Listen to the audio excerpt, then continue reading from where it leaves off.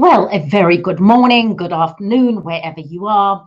And the topic I wanted to discuss today is the inevitable what happens when things go wrong. So, whether you fumble over a word or make a faux pas, and of course, the definition of faux pas is an embarrassing or tactless act or remark in a social situation, or whether there's a technology issue, what can you do to handle it in a very relaxed, comfortable, gracious, confident way? So, the first thing is to understand everybody makes mistakes. I have watched speakers who are as accomplished as the Tony Robbins of this world or people who are just beginning. Everybody makes mistakes. So, number one is to accept that. Number two, if you do fumble over a word, simply say, let me rephrase that.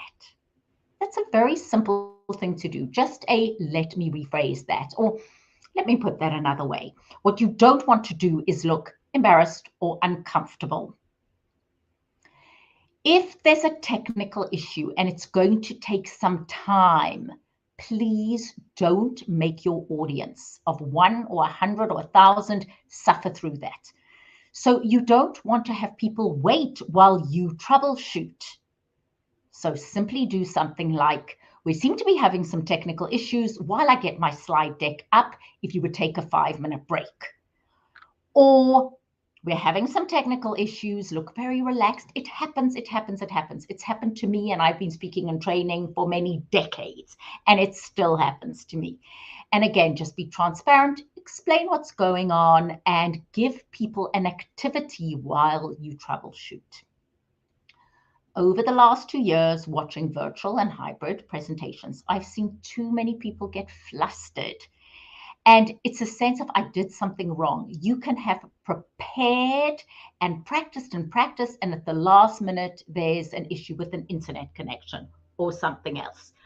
So just bear that in mind. And one of the best ways to really ensure that you have a flawless presentation, be it virtual or in person, is to always learn to hook or immediately engage your audience.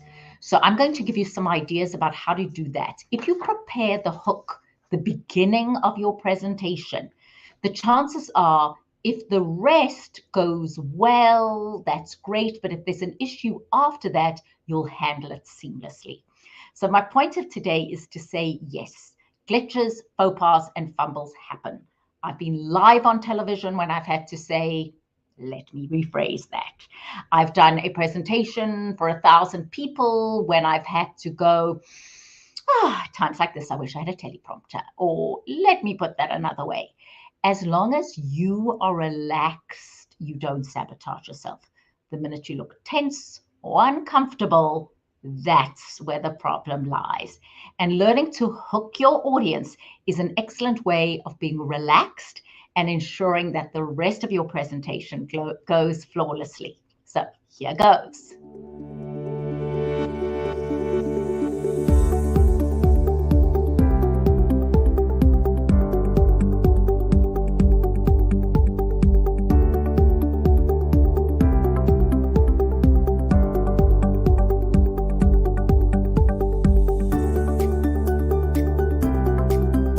So what is a hook? A hook is the beginning of your presentation. It's that first couple of minutes. It's the prime real estate. It's in that first couple of minutes that all your audience decides, is this person worth paying attention to, or should I mentally zone out?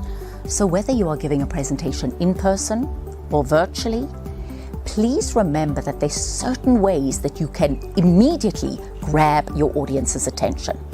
You can ask them a question, a statement, a fact. You can tell a story that links into your subject matter, or you can go situation, complication, question, or message. So if we're talking to an audience about working from home and why working from home should be something that we continue to do, I might start off with a story of an employee who we wouldn't otherwise have attracted if they weren't allowed to work from home.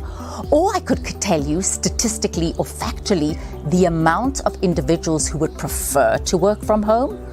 Or I might break it into situation, complication, question, message, which is the situation we're in is that the world has changed and people have enjoyed working from home.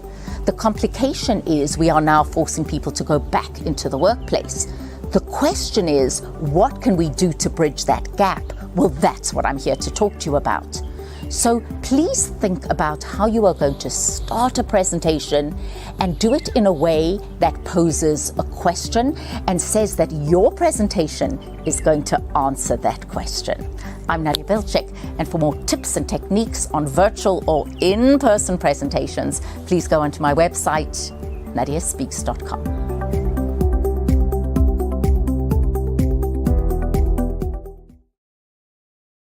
So certainly learning to hook your audience is a comfortable way of you starting and avoids that sense of what if the beginning of the presentation doesn't work well.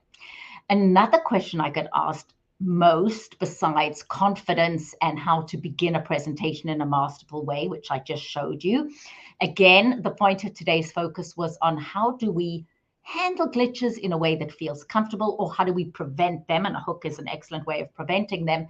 And then another thing is, how do we end a presentation? So next time I join you, we'll talk about ways of ending a presentation in a way that feels comfortable. But please, whatever situation you're in, points about today, glitches, faux pas, technical issues happen. How you handle them determines how comfortable and confident you continue to look. And don't forget, do not troubleshoot while your audience is just sitting there. I'm Nadia. It's been a pleasure. Hope you have a wonderful rest